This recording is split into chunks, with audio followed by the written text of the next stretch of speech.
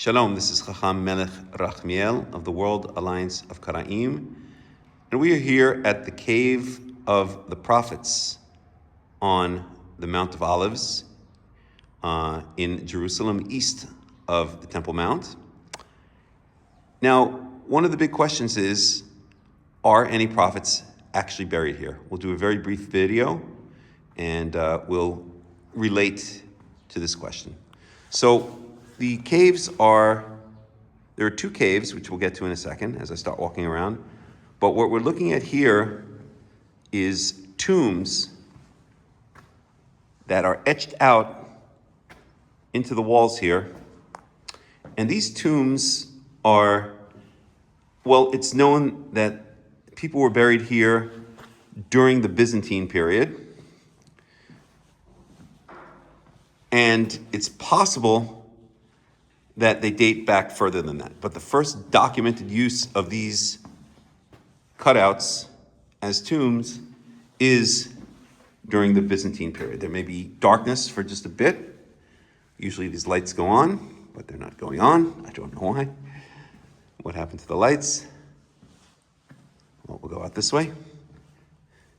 So this entire structure, this entire cave, was used as a burial place at least as far back as the Byzantine period. Now, if you go into the actual caves, the so-called caves of the prophets, so two of the late prophets, Hagai and Malachi, are said by tradition to be buried in these caves. So here's one cave. I believe this is the cave of Malachi, the supposed cave of Malachi.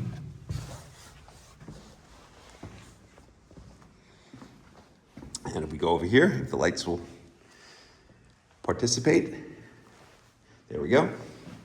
Again, we can see these cutouts over here. This is all from the Byzantine era. And if we continue over here, we'll see the cave of, I believe this is it. No, this is one of the passageways. Let me go over here. We'll see the cave of Hagai, or what is supposedly the cave of Hagai. Let's continue along.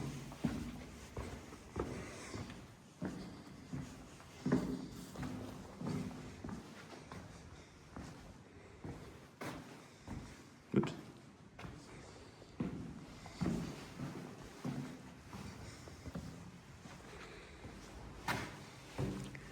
Okay, well, I'm not going to go in, but it's back there.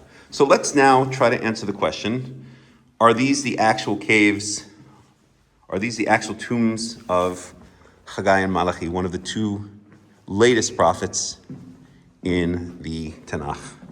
The simple answer is probably not.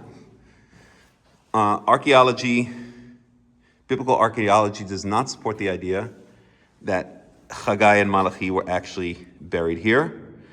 The tradition that they were, according to my friend, who does not want to go on YouTube, is that right? You don't want to say a couple of words? Say a couple of words. This is my good friend. What's your name again? Welcome. First of all, welcome. Everyone is welcome to come visit our special underground caves and tombs. Our place remains unique because of its structure. Lots of mystery also remains around the place, its origin, who built it, who used it in the early stages, how it was designed, where was the starting point, the caves or the tombs, the entrance or the cistern opening, or the ancient, which cave is more ancient than the other, so on. But there is archaeological research, there is a tradition, and everyone is welcome to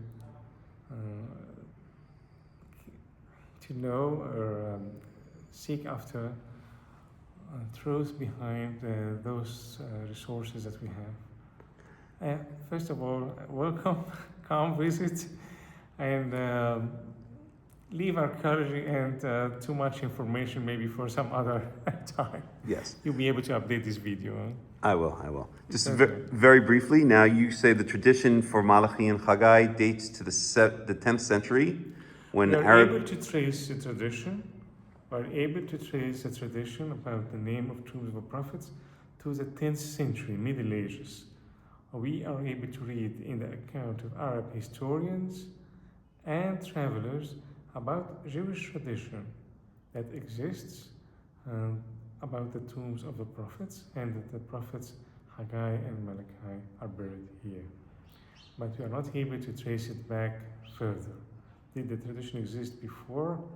And then when did it start? What are the resources? And this gap between the time of the tradition is being traced and the time of the death of the prophet is a bit problematic, because we have a tradition without evidence, and we don't even have a detailed account on the origin of the place, how it was built, how it was designed. It's a unique place, like a semicircular form with such number of tombs, large tiles placed together, ancient caves, multi-purpose place used over the time.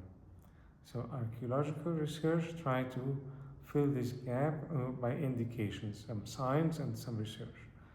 Also, some people who don't want to listen to the tradition at all, who don't want to listen to archaeology at all, they have the tradition and they make their own version of the existence and the history of the place. For example, people say unknown prophets are buried in the many tombs that we have.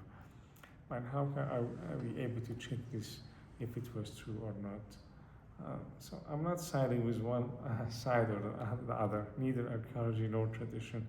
I have respect for the tradition, and we also can make use of the science. All what we say, this is part of the Holy Land, and we have a tradition without evidence that continues until our own time. Thank you so much, my friend. Thank you so much. So you would summarize by saying that your position is you venerate the place as a place that is understood by many people as giving honor to these prophets, Hagai and Malachi. It's definitely part of the Holy Land in any case. Like, even if the prophets were buried here, we don't have any bones remaining. But I treat the place as a part of the Holy Land. Holy people passed by here, holy people visited the place, and possibly holy people were buried also in this place. Thank you very much. Thank you very much. I'm just going to summarize here. Yes. Does it satisfy you? Very much so. Very, very, very informative. Thank you so much. You know, the Jewish prophets are also in the Christian tradition. Of course, of course. We would like the prophets to be buried here, but cannot force. Of course. The tradition without evidence on people to believe. Of course. Would you like to say your name? You don't have to if you don't want to. My name is Yeremia, Monk Yeremia, from the Russian Orthodox Church, who owns this place since 1882. 1882. 1882, under Ottoman rule, the place was purchased and remains open to everyone who wants to visit, discover, and venerate the prophets, or visit a part of the Holy Land. Thank you so much. Thank you so much. So I'll just summarize here, and then we're going to leave the cave.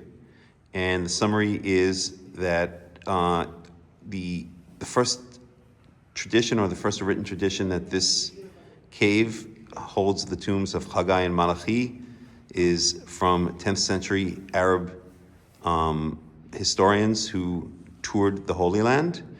There's no written tradition before that, and archaeologists don't find any evidence that Hagai and Malachi are actually buried in these tombs. But it is a place that, as my friend here says, that has been venerated. If people want to come and honor and venerate the prophets, in particular Malachi and Hagai, that they can come to this place. So welcome, please visit. It's very interesting. It's outside of the old city, to the east, up on the Mount of Olives. If you go near the Seven Arches Hotel, you'll be able to find it very easily. You can ask at the Seven Arches Hotel where to find the Cave of the Prophets. So thank you so much. You can go ahead. Thank you so much, and we'll end the video here. Welcome.